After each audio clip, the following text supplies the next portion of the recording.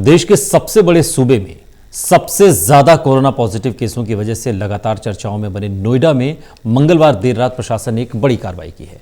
यहां पर सेक्टर 8 की झुग्गियों में रह रहे 30 परिवारों के 200 से ज्यादा लोगों को हिरासत में लेकर क्वारंटाइन के सेंटरों में शिफ्ट किया गया है और बताया जा रहा है कि इन सभी परिवारों का संपर्क नोएडा की कोरोना केसों के चलते चर्चाओं में रही सीज फायर कंपनी के कर्मचारियों से है। झुग्गियों में प्रशासन की कार्रवाई। क्वारंटाइन में भेजे गए 200 से ज्यादा लोग। क्वारंटाइन में भेजे गए लोगों में महिलाएं, बच्चे भी। 30 परिवारों को शक के आधार पर प्रशासन ने क्वारंटाइन के लिए भेजा। सेक्टर 8 नोएडा की झुग्गियों में देर रात प्रशासन की बड़ी कार्रवाई। सीज फायर कंपनी से जुड़े हैं क्वारंटाइन किए गए परिवारों के तार। देश के सबसे बड़े सूबे यानी उत्तर प्रदेश में दिल्ली से सटे गौतम बुद्ध नगर में कोरोना का कहर थमने का नाम नहीं ले रहा। सूबे में सबसे ज्यादा पॉजिटिव और संदिग्ध मरीज होने की वजह से लगातार चर्चाओं में बने हुए नोएडा में मंगलवार को देर रात एक बार फिर हड़कंप मच गया।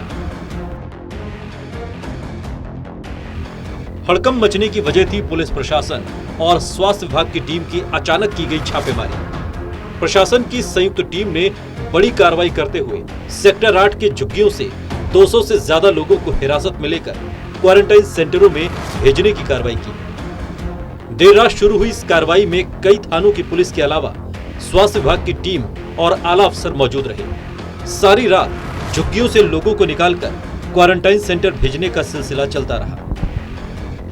दरअसल नोएडा की सीज फायर कंपनी के कर्मचारी के संपर्क में आकर 3 दिन पहले इन्हीं झुग्गी झोपड़ियों में कोरोना के 4 पॉजिटिव केस मिले थे। उसके बाद से ही कोरोना वायरस के फैलाव को सामुदायिक न होने के लिए जिला प्रशासन और स्वास्थ्य विभाग तमाम प्रयास कर रहा है। इसी के मद्देनजर मंगलवार को जिला प्रशासन द्वारा गठित की गई टीमों ने सेक्टर 8 में झुग्गियां डालकर रहने वाले करीब 30 परिवार के 200 लोगों को गलगोटिया कॉलेज में बने क्वारंटाइन वार्ड में भर्ती कराया है। जिला प्रशासन का कहना है कि इनमें से कोई भी पॉजिटिव केस नहीं है, लेकिन क्वारंटाइन सेंटर में रखकर इनकी जांच कराई जाएगी।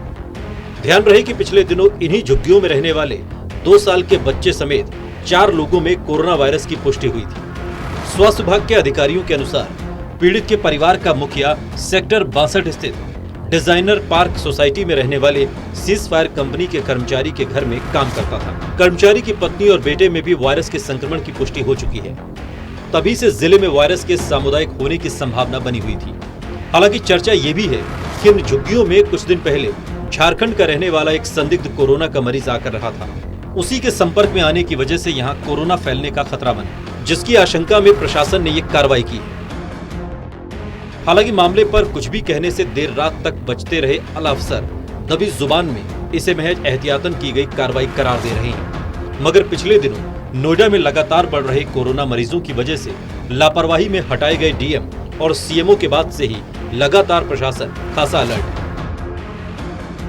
देखना यह होगा कि देर रात हुई इस कार्रवाई का नतीजा क्या निकलता है। नोएडा से टोटल न्यूज के लिए साहिल भामरी के साथ स्पेशल डेस्क टोटल न्यूज।